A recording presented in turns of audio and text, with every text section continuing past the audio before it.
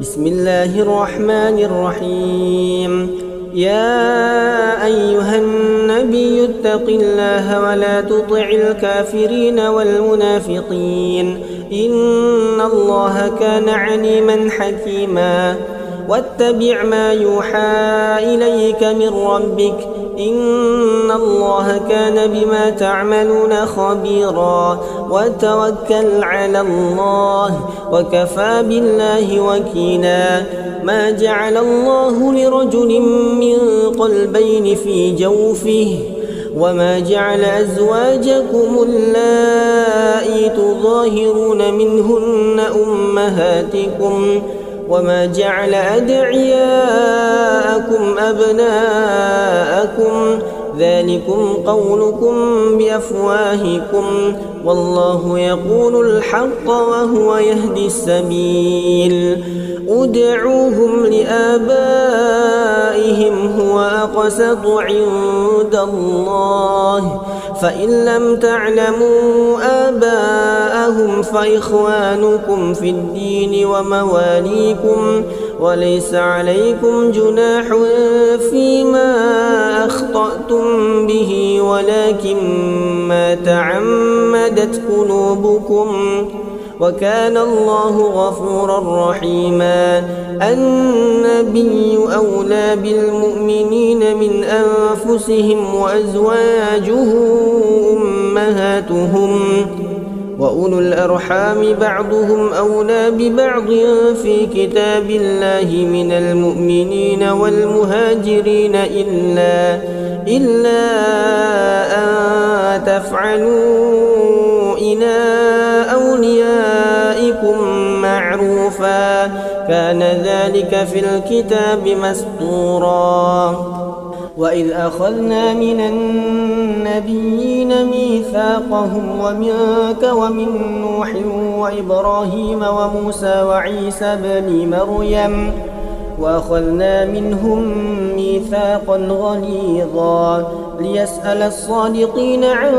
صدقهم وأعد للكافرين عذابا أليما. يا أيها الذين آمنوا اذكروا نعمة الله عليكم إذ جاءتكم جنود فأرسلنا عليهم ريحا وجنودا لم تروها وكان الله بما تعملون بصيرا. إذ جاءوكم من فوقكم ومن أسفل منكم وإذ زاغت الأبصار وبلغت القلوب الحناجر وتظنون بالله الظنونا هنالك ابتلي المؤمنون وزلزلوا زلزالا شديدا. وإذ يقول المنافقون والذين في قلوبهم مرض ما وعدنا الله ورسوله إلا غرورا. وإذ قالت طائفة منهم يا أهل يثرب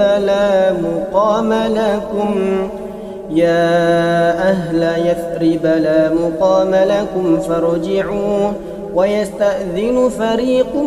منهم النبي يقولون إن بيوتنا عورة وما هي بعورة إن يريدون إلا فرارا. ولو دخلت عليهم من أقطارها ثم سئلوا الفتنة لآتوها وما تلبثوا بها إلا يسيرا. ولقد كانوا عاهدوا الله من قبل لا يولون الأدبار وكان عهد الله مسؤولا. قل لن ينفعكم الفرار إن فررتم من الموت أو القتل وإذا لا تمتعون إلا قليلا. قل من ذا الذي يعصمكم من الله إن أراد بكم سوءا أو أراد بكم رحمة ولا يجدون لهم من دون الله وليا ولا نصيرا. قد يعلم الله المعوقين منكم والقائلين لإخوانهم هلم إلينا ولا يأتون البأس إلا قليلا. أشحة عليكم فإذا جاء الخوف رأيتهم ينظرون إليك تدور أعينهم كالذي يغشى عليه من الموت فإذا ذهب الخوف سلقوكم بألسنة حداد أشحة على الخير أولئك لم يؤمنوا فأحبط الله أعمالهم وكان ذلك على الله يسيرا يحسبون الأحزاب لم يذهبوا وإن يأتي الأحزاب يودوا لو أنهم بادون في الأعراب يسألون عن أنبائكم ولو كانوا فيكم ما قاتلوا إلا قليلا لقد كان لكم في رسول الله أسوة حسنة لمن كان يرجو الله واليوم الآخر وذكر الله كثيرا ولما رأى المؤمنون الأحزاب قالوا هذا ما وعدنا الله ورسوله وصدق الله ورسوله وما زادهم إلا إيمانا وتسليما من المؤمنين رجال صدقوا ما عاهدوا الله عليه فمنهم من قضى نحبه ومنهم من ينتظر وما بدلوا تبديلا ليجزي الله الصادقين بصدقهم ويعذب المنافقين إن شاء أو يتوب عليهم إن الله كان غفورا رحيما ورد الله الذين كفروا بغيظهم لم ينالوا خيرا وكفى الله المؤمنين القتال وكان الله قويا عزيزا وأنزل الذين ظاهروهم من أهل الكتاب من صياصيهم وقذف في قلوبهم الرعب فريقا تقتلون وتأسرون فريقا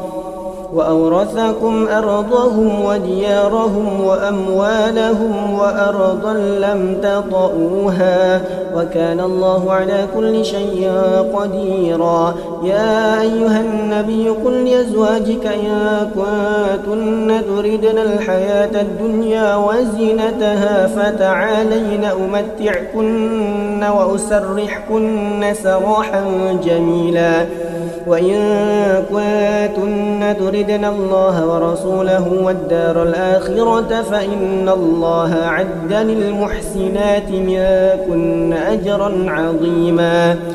يا نساء النبي من يأت منكن بفاحشة مبينة يضاعف لها العذاب ضعفين وكان ذلك على الله يسيرا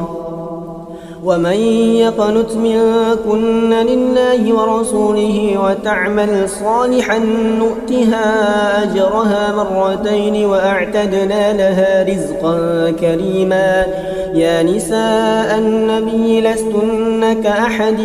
من النساء إن اتقيتن فلا تخضعن بالقول فيطمع الذي في قلبه مرض وقلن قولا معروفا وقرن في بيوتكن ولا تبرجن تبرج الجاهلية الأولى وأقمنا الصلاة وآتينا الزكاة وأطعنا الله ورسوله إنما يريد الله ليذهب عنكم الرجس أهل البيت ويطهركم تطهيرا واذكرن ما يتلى في بيوتكن من آيات الله والحكمة إن الله كان لطيفا خبيرا إن المسلمين والمسلمات والمؤمنين والمؤمنات والقانتين والقانتات والصادقين والصادقات والصابرين والصابرات والخاشعين والخاشعات والمتصدقين والمتصدقات والصائمين والصائمات والحافظين فروجهم والحافظات والذاكرين الله كثيرا والذاكرات أعد الله لهم مغفرة وأجرا عظيما. وما كان لمؤمن ولا مؤمنة إذا قضى الله ورسوله أمرا أن يكون لهم الخيرة من أمرهم ومن يعص الله ورسوله فقد ضل ضلالا مبينا. وإذ تقول للذي أنعم الله عليه وأنعمت عليه أمسك عليك زوجك واتق الله وتخفي في نفسك ما الله مبديه وتخشى الناس والله أحق أن تخشاه. فلما قضى زيد منها وطرا زوجناكها لكي لا يكون على المؤمنين حرج في أزواج أدعيائهم إذا قضوا منهن وطرا وكان أمر الله مفعولا. ما كان على النبي من حرج فيما فرض الله له سنة الله في الذين خلوا من قبل وكان أمر الله قدرا مقدورا. الذين يبلغون رسالات الله ويخشونه ولا يخشون أحدا إلا الله وكفى بالله حسيبا. ما كان محمد أبا أحد من رجالكم ولكن رسول الله وخاتم النبيين وكان الله بكل شيء عليما. يا أيها الذين آمنوا اذكروا الله ذكرا كثيرا وسبحوه بكرة وأصيلا. هو الذي يصلي عليكم وملائكته ليخرجكم من الظلمات إلى النور وكان بالمؤمنين رحيما. تحيتهم يوم يلقونه سلام وأعد لهم أجرا كريما. يا أيها النبي إنا أرسلناك شاهدا ومبشرا ونذيرا وداعيا إلى الله بإذنه وسراجا منيرا. وبشر المؤمنين بأن لهم من الله فضلا كبيرا ولا تطع الكافرين والمنافقين ودع أذاهم وتوكل على الله وكفى بالله وكيلا. يا أيها الذين آمنوا إذا نكحتم المؤمنات ثم طلقتموهن من قبل أن تمسوهن فما لكم عليهن من عدة تعتدونها فمتعوهن وسرحوهن سراحا جميلا. يا أيها النبي إنا أحللنا لك أزواجك اللاتي آتيت أجورهن وما ملكت يمينك مما أفاء الله عليك وبنات عمك وبنات عماتك وبنات خالك وبنات خالاتك اللاتي هاجرن معك وامرأة مؤمنة إن وهبت نفسها للنبي إن أراد النبي أن يستنكحها خالصة لك من دون المؤمنين قد علمنا ما فرضنا عليهم في أزواجهم وما ملكت أيمانهم لكي لا يكون عليك حرج وكان الله غفورا رحيما. ترجي من تشاء منهن وتؤوي إليك من تشاء ومن ابتغيت ممن عزلت فلا جناح عليك ذلك أدنى أن تقر أعينهن ولا يحزن ويرضين بما آتيتهن كلهن والله يعلم ما في قلوبكم وكان الله عليما حكيما. لا يحل لك النساء من بعد ولا أن بدل بهن من أزواج ولو أعجبك حسنهن إلا ما ملكت يمينك وكان الله على كل شيء رقيبا. يا أيها الذين آمنوا لا تدخلوا بيوت النبي إلا أن يؤذن لكم إلى طعام غير ناظرين إناه ولكن إذا دعيتم فادخلوا فإذا طعمتم فانتشروا ولا مستأنسين لحديث إن ذلكم كان يؤذي النبي فيستحيي منكم والله لا يستحيي من الحق. وإذا سألتموهن متاعا فاسألوهن من وراء حجاب ذلكم أطهر لقلوبكم وقلوبهن وما كان لكم أن تؤذوا رسول الله ولا أن تنكحوا أزواجه من بعده أبدا إن ذلكم كان عند الله عظيما. إن تبدوا شيئا أو تخفوه فإن الله كان بكل شيء عليما. لا جناح عليهن في آبائهن ولا أبنائهن ولا إخوانهن ولا أبناء إخوانهن ولا أبناء إخواتهن ولا نسائهن ولا ما ملكت أيمانهن واتقين الله إن الله كان على كل شيء شهيدا. إن الله وملائكته يصلون على النبي يا أيها الذين آمنوا صلوا عليه وسلموا تسليما. إن الذين يؤذون الله ورسوله لعنهم الله في الدنيا والآخرة وأعد لهم عذابا مهينا. والذين يؤذون المؤمنين والمؤمنات بغير ما اكتسبوا فقد احتملوا بهتانا وإثما مبينا. يا أيها النبي قل لأزواجك وبناتك ونساء المؤمنين يدنين عليهن من جلابيبهن ذلك أدنى أن يعرفن فلا يؤذين وكان الله غفورا رحيما. لئن لم ينته المنافقون والذين في قلوبهم مرض والمرجفون في المدينة لنغرينك بهم ثم لا يجاورونك فيها إلا قليلا ملعونين أينما ثقفوا أخذوا وقتلوا تقتيلا. سنة الله في الذين خلوا من قبل ولا تجد لسنة الله تبديلا. يسألك الناس عن الساعة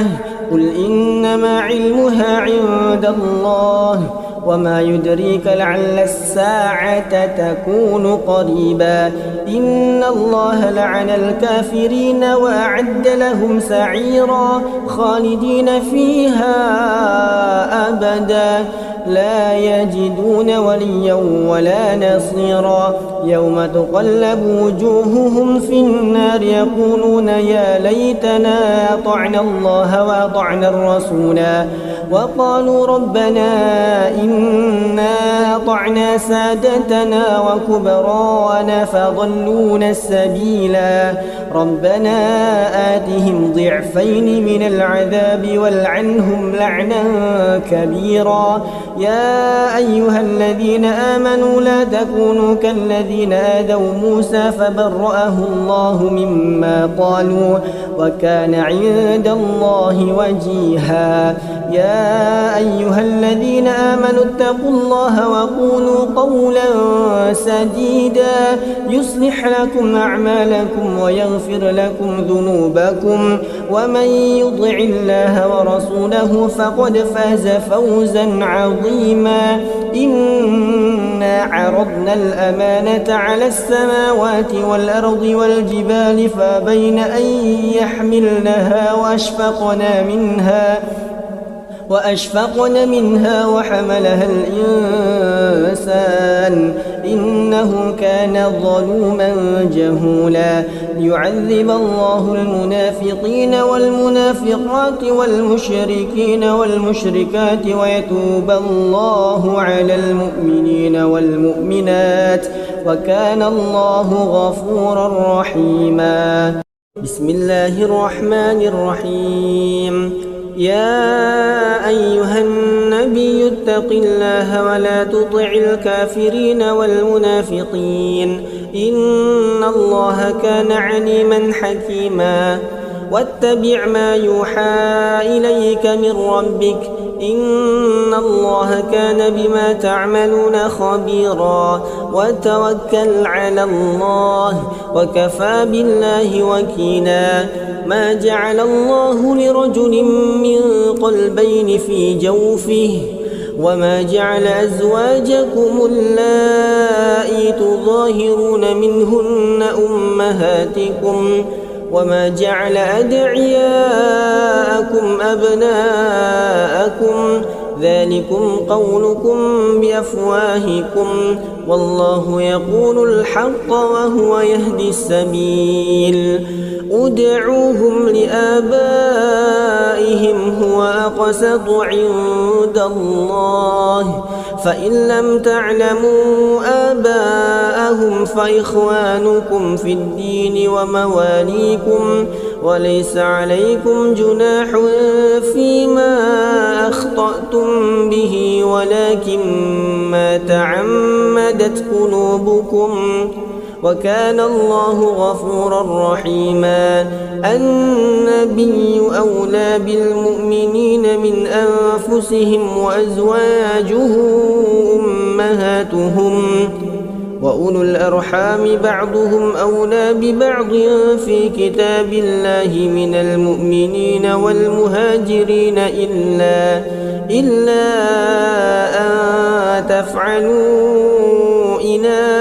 أوليائكم معروفا كان ذلك في الكتاب مسطورا. وإذ أخذنا من النبيين ميثاقهم ومنك ومن نوح وإبراهيم وموسى وعيسى بن مريم وأخذنا منهم ميثاقا غليظا ليسأل الصادقين عن صدقهم وأعد للكافرين عذابا أليما. يا أيها الذين آمنوا اذكروا نعمة الله عليكم إذ جاءتكم جنود فأرسلنا عليهم ريحا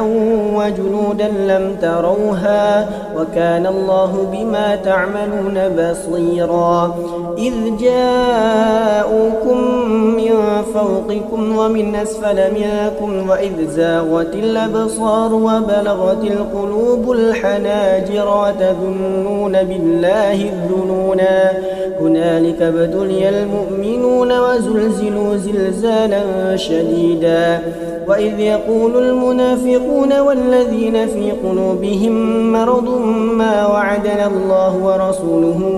إلا غرورا. وإذ قالت طائفة منهم يا أهل يثرب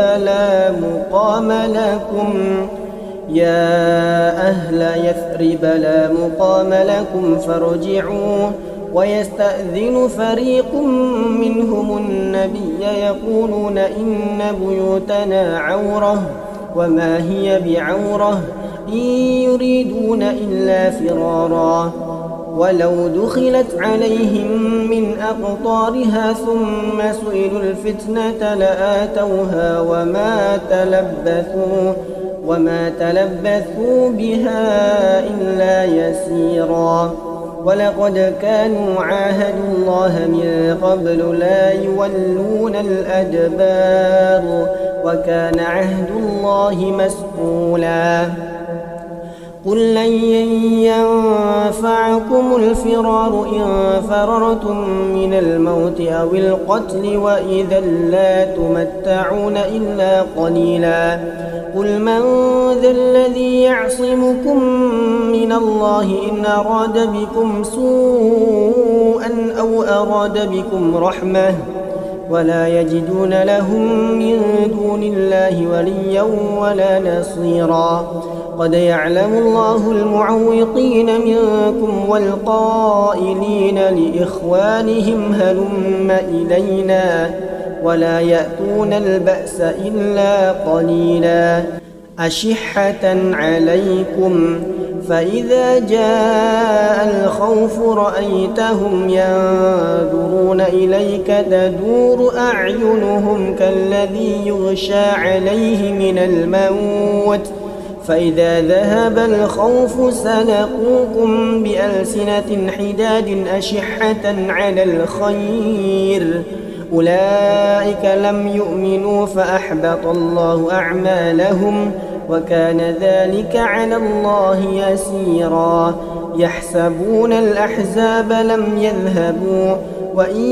يأتي الأحزاب يودوا لو أنهم بادون في الأعراب يسألون عن أنبائكم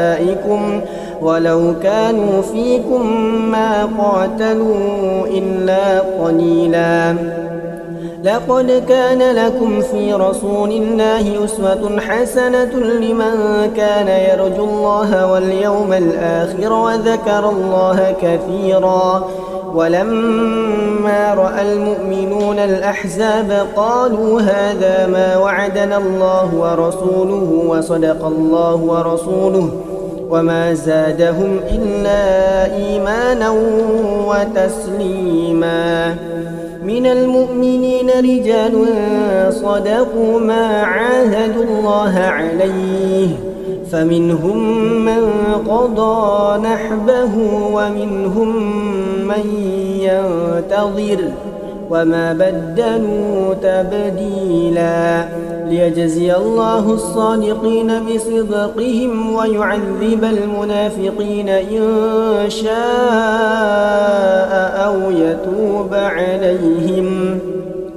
إن الله كان غفورا رحيما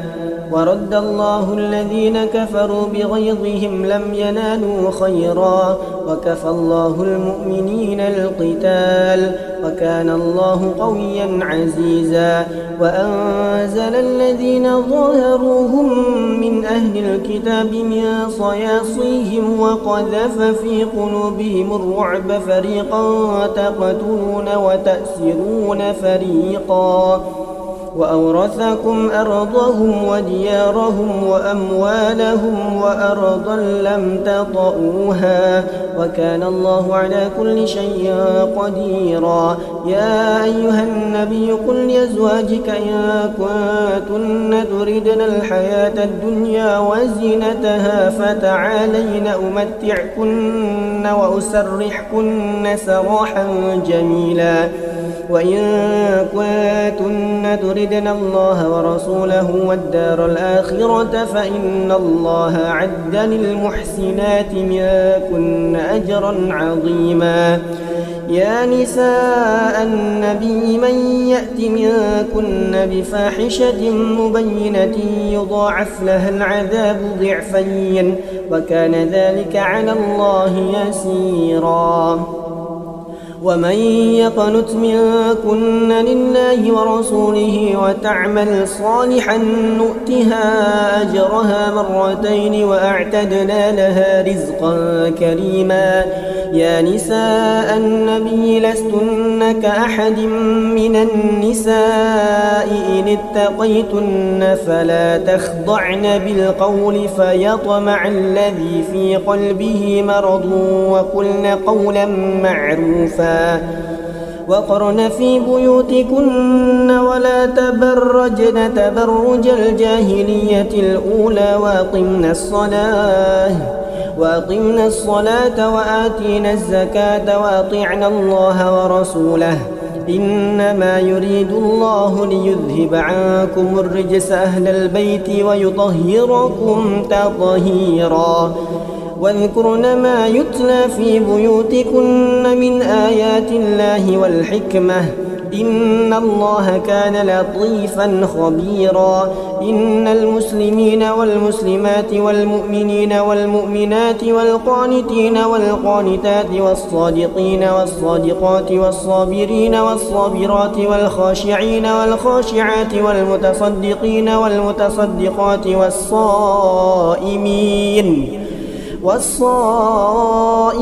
والصائمات والحافظين فروجهم والحافظات والذاكرين الله كثيرا والذاكرات أعد الله لهم مغفرة وأجرا عظيما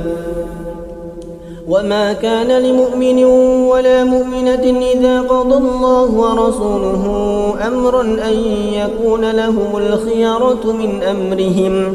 ومن يعص الله ورسوله فقد ضل ضلالا مبينا وإذ تقول للذي أنعم الله عليه وأنعمت عليه أمسك عليك زوجك واتق الله وتخفي في نفسك ما الله مبديه وتخشى الناس والله أحق أن تخشاه فلما قضى زيد منها وطرا زوجناكها لكي لا يكون على المؤمنين حرج في أزواج أدعيائهم إذا قضوا منهن وطرا وكان أمر الله مفعولا ما كان على النبي من حرج فيما فرض الله له سنة الله في الذين خلوا من قبل وكان أمر الله قدرا مقدورا الذين يبلغون رسالات الله ويخشونه ولا يخشون أحدا إلا الله وكفى بالله حسيبا ما كان محمد أبا أحد من رجالكم ولكن رسول الله وخاتم النبيين وكان الله بكل شيء عليما يا أيها الذين آمنوا اذكروا الله ذكرا كثيرا وسبحوه بكرة وأصيلا هو الذي يصلي عليكم وملائكته ليخرجكم من الظلمات إلى النور وكان بالمؤمنين رحيما تحيتهم يوم يلقونه سلام وأعد لهم أجرا كريما يا أيها النبي إنا أرسلناك شاهدا ومبشرا ونذيرا وداعيا إلى الله بإذنه وسراجا منيرا وبشر المؤمنين بأن لهم من الله فضلا كبيرا ولا تطع الكافرين والمنافقين ودع أذاهم وتوكل على الله وكفى بالله وكيلا يا أيها الذين آمنوا إذا نكحتم المؤمنات ثم طلقتموهن من قبل أن تمسوهن فما لكم عليهن من عدة تعتدونها فمتعوهن وسرحوهن سراحا جميلا يا أيها النبي إنا أحللنا لك أزواجك اللاتي آتيت أجورهن وما ملكت يمينك مما أفاء الله عليك وبنات عمك وبنات عماتك وبنات خالك وبنات خالاتك اللاتي هاجرن معك وامرأة مؤمنة إن وهبت نفسها للنبي إن أراد النبي أن يستنكحها خالصة لك من دون المؤمنين قد علمنا ما فرضنا عليهم في أزواجهم وما ملكت أيمانهم لكي لا يكون عليك حرج وكان الله غفورا رحيما ترجي من تشاء منهن وتؤوي إليك من تشاء ومن ابتغيت ممن عزلت فلا جناح عليك ذلك أدنى أن تقر أعينهن ولا يحزن ويرضين بما آتيتهن كلهن والله يعلم ما في قلوبكم وكان الله عليما حكيما لا يحل لك النساء من بعد ولا أن تبدل بهن من أزواج ولو أعجبك حسنهن إلا ما ملكت يمينك وكان الله على كل شيء رقيبا يا أيها الذين آمنوا لا تدخلوا بيوت النبي إلا أن يؤذن لكم إلى طعام غير ناظرين إناه ولكن إذا دعيتم فادخلوا فإذا طعمتم فانتشروا ولا مستأنسين لحديث إن ذلكم كان يؤذي النبي فيستحيي منكم والله لا يستحيي من الحق وإذا سألتموهن متاعا فاسألوهن من وراء حجاب ذلكم أطهر لقلوبكم وقلوبهن وما كان لكم أن تؤذوا رسول الله ولا أن تنكحوا أزواجه من بعده أبدا إن ذلكم كان عند الله عظيما إن تبدوا شيئا أو تخفوه فإن الله كان بكل شيء عليما لا جناح عليهن في آبائهن ولا أبنائهن ولا إخوانهن ولا أبناء إخوانهن ولا أبناء إخواتهن ولا نسائهن ولا ما ملكت أيمانهن واتقين الله إن الله كان على كل شيء شهيدا إن الله وملائكته يصلون على النبي يا أيها الذين آمنوا صلوا عليه وسلموا تسليما إن الذين يؤذون الله ورسوله لعنهم الله في الدنيا والآخرة وأعد لهم عذابا مهينا والذين يؤذون المؤمنين والمؤمنات بغير ما اكتسبوا فقد احتملوا بهتانا وإثما مبينا يا أيها النبي قل لأزواجك وبناتك ونساء المؤمنين يدنين عليهن من جلابيبهن ذلك أدنى أن يعرفن فلا يؤذين وكان الله غفورا رحيما لئن لم ينته المنافقون والذين في قلوبهم مرض والمرجفون في المدينة لنغرينك بهم ثم لا يجاورونك فيها إلا قليلا ملعونين أينما ثقفوا أخذوا وقتلوا تقتيلا سنة الله في الذين خلوا من قبل ولا تجد لسنة الله تبديلا يسألك الناس عن الساعة قل إنما علمها عند الله وما يدريك لعل الساعة تكون قريبا إن الله لعن الكافرين وأعد لهم سعيرا خالدين فيها أبدا لا يجدون وليا ولا نصيرا يوم تقلب وجوههم في النار يقولون يا ليتنا أطعنا الله وأطعنا الرسولا وقالوا ربنا إنا أطعنا سادتنا وكبراءنا فضلونا السبيلا ربنا آتهم ضعفين من العذاب والعنهم لعنا كبيرا يا أيها الذين آمنوا لا تكونوا كالذين آذوا موسى فبرأه الله مما قالوا وكان عند الله وجيها يا أيها الذين آمنوا اتقوا الله وقولوا قولا سديدا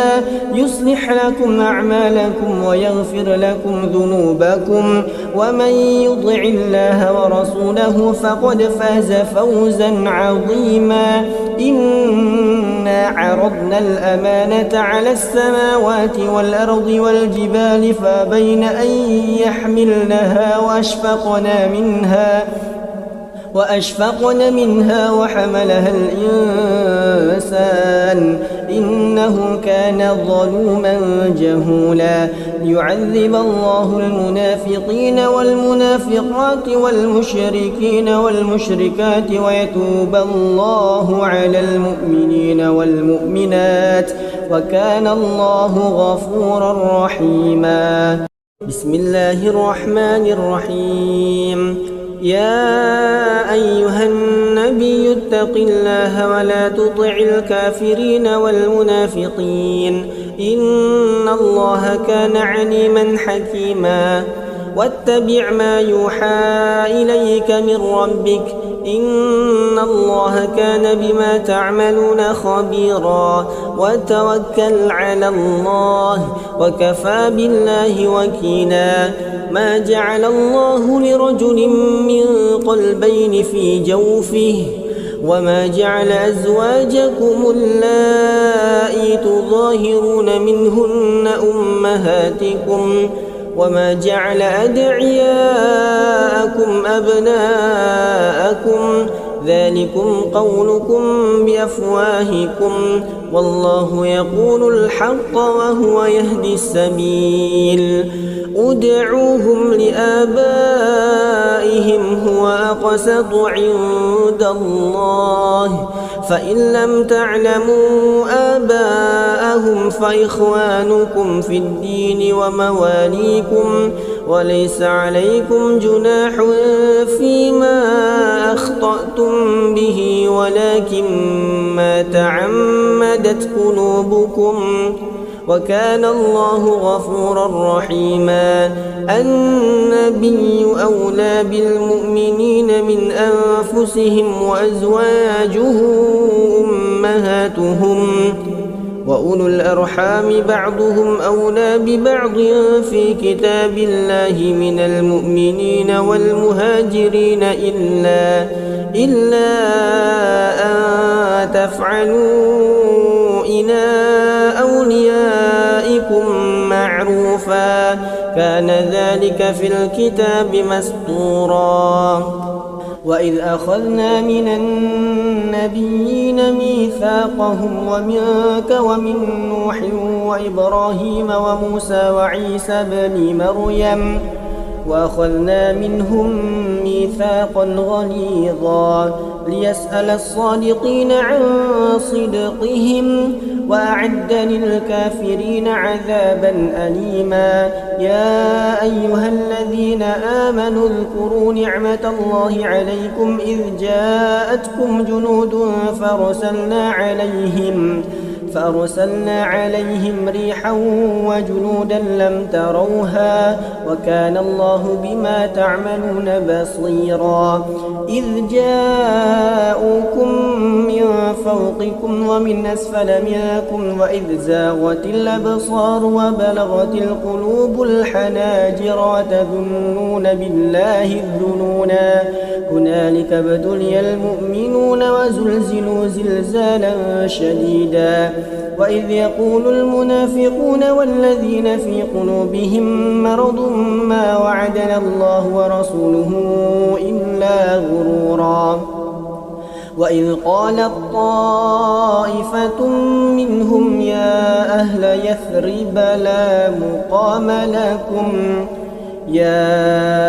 يثرب لا مقام لكم فارجعوا ويستأذن فريق منهم النبي يقولون إن بيوتنا عورة وما هي بعورة إن يريدون إلا فرارا ولو دخلت عليهم من أقطارها ثم سئلوا الفتنة لآتوها وما تلبثوا بها إلا يسيرا ولقد كانوا عاهدوا الله من قبل لا يولون الأدبار وكان عهد الله مسؤولا قل لن ينفعكم الفرار إن فررتم من الموت أو القتل وإذا لا تمتعون إلا قليلا قل من ذا الذي يعصمكم من الله إن أراد بكم سوءا أو أراد بكم رحمة ولا يجدون لهم من دون الله وليا ولا نصيرا قد يعلم الله المعوقين منكم والقائلين لإخوانهم هلم إلينا ولا يأتون البأس إلا قليلا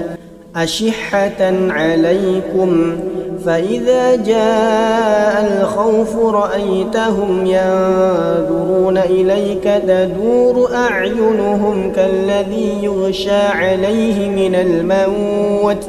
فإذا ذهب الخوف سلقوكم بألسنة حداد أشحة على الخير أولئك لم يؤمنوا فأحبط الله أعمالهم وكان ذلك على الله يسيرا يحسبون الأحزاب لم يذهبوا وإن يأتي الأحزاب يودوا لو أنهم بادون في الأعراب يسألون عن أنبائكم ولو كانوا فيكم ما قاتلوا إلا قليلا لقد كان لكم في رسول الله أسوة حسنة لمن كان يرجو الله واليوم الآخر وذكر الله كثيرا ولما رأى المؤمنون الأحزاب قالوا هذا ما وعدنا الله ورسوله وصدق الله ورسوله وما زادهم إلا إيمانا وتسليما من المؤمنين رجال صدقوا ما عاهدوا الله عليه فمنهم من قضى نحبه ومنهم من ينتظر وما بدلوا تبديلا ليجزي الله الصادقين بصدقهم ويعذب المنافقين إن شاء أو يتوب عليهم إن الله كان غفورا رحيما ورد الله الذين كفروا بغيظهم لم ينالوا خيرا وكفى الله المؤمنين القتال وكان الله قويا عزيزا وأنزل الذين ظاهروهم من أهل الكتاب من صياصيهم وقذف في قلوبهم الرعب فريقا تقتلون وتأسرون فريقا وأورثكم أرضهم وديارهم وأموالهم وأرضا لم تطئوها وكان الله على كل شيء قديرا يا أيها النبي قل لأزواجك إن كنتن تردن الحياة الدنيا وزينتها فتعالين أمتعكن وأسرحكن سراحا جميلا وإن كنتن تردن الله ورسوله والدار الآخرة فإن الله أعد للمحسنات منكن أجرا عظيما يا نساء النبي من يأت منكن بفاحشة مبينة يضاعف لها العذاب ضعفين وكان ذلك على الله يسيرا ومن يقنت منكن لله ورسوله وتعمل صالحا نؤتها أجرها مرتين وأعتدنا لها رزقا كريما يا نساء النبي لستن كأحد من النساء إن اتقيتن فلا تخضعن بالقول فيطمع الذي في قلبه مرض وقلن قولا معروفا وقرن في بيوتكن ولا تبرجن تبرج الجاهلية الأولى وأقمنا الصلاة وآتينا الزكاة وأطعنا الله ورسوله إنما يريد الله ليذهب عنكم الرجس أهل البيت ويطهركم تطهيرا واذكرن ما يتلى في بيوتكن من آيات الله والحكمة إن الله كان لطيفا خبيرا إن المسلمين والمسلمات والمؤمنين والمؤمنات والقانتين والقانتات والصادقين والصادقات والصابرين والصابرات والخاشعين والخاشعات والمتصدقين والمتصدقات والصائمين والصائمات والحافظين فروجهم والحافظات والذاكرين الله كثيرا والذاكرات أعد الله لهم مغفرة وأجرا عظيما وما كان لمؤمن ولا مؤمنة إذا قضى الله ورسوله أمرا أن يكون لهم الخيرة من أمرهم ومن يعص الله ورسوله فقد ضل ضلالا مبينا وإذ تقول للذي أنعم الله عليه وأنعمت عليه أمسك عليك زوجك واتق الله وتخفي في نفسك ما الله مبديه وتخشى الناس والله أحق أن تخشاه فلما قضى زيد منها وطرا زوجناكها لكي لا يكون على المؤمنين حرج في أزواج أدعيائهم إذا قضوا منهن وطرا وكان أمر الله مفعولا ما كان على النبي من حرج فيما فرض الله له سنة الله في الذين خلوا من قبل وكان أمر الله قدرا مقدورا الذين يبلغون رسالات الله ويخشونه ولا يخشون أحدا إلا الله وكفى بالله حسيبا ما كان محمد أبا أحد من رجالكم ولكن رسول الله وخاتم النبيين وكان الله بكل شيء عليما يا أيها الذين آمنوا اذكروا الله ذكرا كثيرا وسبحوه بكرة وأصيلا هو الذي يصلي عليكم وملائكته ليخرجكم من الظلمات إلى النور وكان بالمؤمنين رحيما تحيتهم يوم يلقونه سلام وأعد لهم أجرا كريما يا أيها النبي إنا أرسلناك شاهدا ومبشرا ونذيرا وداعيا إلى الله بإذنه وسراجا منيرا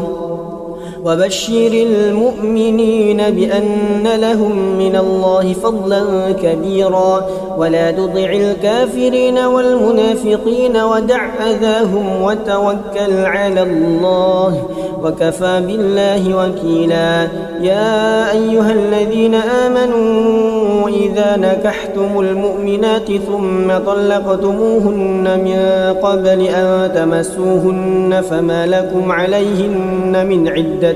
تعتدونها فمتعوهن وسرحوهن سراحا جميلا. يا أيها النبي إنا أحللنا لك أزواجك اللاتي آتيت أجورهن وما ملكت يمينك مما أفاء الله عليك وبنات عمك وبنات عماتك وبنات خالك وبنات خالاتك اللاتي هاجرن معك وامرأة مؤمنة إن وهبت نفسها للنبي إن أراد النبي أن يستنكحها خالصة لك من دون المؤمنين. قد علمنا ما فرضنا عليهم في أزواجهم وما ملكت أيمانهم لكي لا يكون عليك حرج وكان الله غفورا رحيما. ترجي من تشاء منهن وتؤوي إليك من تشاء ومن ابتغيت ممن عزلت فلا جناح عليك. ذلك أدنى أن تقر أعينهن ولا يحزن ويرضين بما آتيتهن كلهن والله يعلم ما في قلوبكم وكان الله عليما حكيما. لا يحل لك النساء من بعد ولا أن تبدل بهن من أزواج ولو أعجبك حسنهن إلا ما ملكت يمينك وكان الله على كل شيء رقيبا. يا أيها الذين آمنوا لا تدخلوا بيوت النبي إلا أن يؤذن لكم إلى طعام غير ناظرين إناه ولكن إذا دعيتم فادخلوا فإذا طعمتم فانتشروا ولا مستأنسين لحديث إن ذلكم كان يؤذي النبي فيستحيي منكم والله لا يستحيي من الحق. وإذا سألتموهن متاعا فاسألوهن من وراء حجاب ذلكم أطهر لقلوبكم وقلوبهن. وما كان لكم أن تؤذوا رسول الله ولا أن تنكحوا أزواجه من بعده أبدا إن ذلكم كان عند الله عظيما. إن تبدوا شيئا أو تخفوه فإن الله كان بكل شيء عليما. لا جناح عليهن في آبائهن ولا أبنائهن ولا إخوانهن ولا أبناء إخوانهن ولا أبناء إخواتهن ولا نسائهن ولا ما ملكت أيمانهن واتقين الله إن الله كان على كل شيء شهيدا. إن الله وملائكته يصلون على النبي يا أيها الذين آمنوا صلوا عليه وسلموا تسليما. إن الذين يؤذون الله ورسوله لعنهم الله في الدنيا والآخرة وأعد لهم عذابا مهينا. والذين يؤذون المؤمنين والمؤمنات بغير ما اكتسبوا فقد احتملوا بهتانا وإثما مبينا. يا أيها النبي قل لأزواجك وبناتك ونساء المؤمنين يدنين عليهن من جلابيبهن ذلك أدنى أن يعرفن فلا يؤذين وكان الله غفورا رحيما. لئن لم ينته المنافقون والذين في قلوبهم مرض والمرجفون في المدينة لنغرينك بهم ثم لا يجاورونك فيها إلا قليلا ملعونين أينما ثقفوا أخذوا وقتلوا تقتيلا سنة الله في الذين خلوا من قبل ولن تجد لسنة الله تبديلا يسألك الناس عن الساعة قل إنما علمها عند الله وما يدريك لعل الساعة تكون قريبا إن الله لعن الكافرين وأعد لهم سعيرا خالدين فيها أبدا لا يجدون وليا ولا نصيرا يوم تقلب وجوههم في النار يقولون يا ليتنا أطعنا الله وأطعنا الرسولا وقالوا ربنا إنا أطعنا سادتنا وكبراءنا فضلونا السبيلا ربنا آتهم ضعفين من العذاب والعنهم لعنا كبيرا يا أيها الذين آمنوا لا تكونوا كالذين آذوا موسى فبرأه الله مما قالوا وكان عند الله وجيها يا أيها الذين آمنوا اتقوا الله وقولوا قولا سديدا يصلح لكم أعمالكم ويغفر لكم ذنوبكم ومن يطع الله ورسوله فقد فاز فوزا عظيما إنا عرضنا الأمانة على السماوات والأرض والجبال فأبين أن يحملنها وأشفقن منها وحملها الإنسان إنه كان ظلوما جهولا ليعذب الله المنافقين والمنافقات والمشركين والمشركات ويتوب الله على المؤمنين والمؤمنات وكان الله غفورا رحيما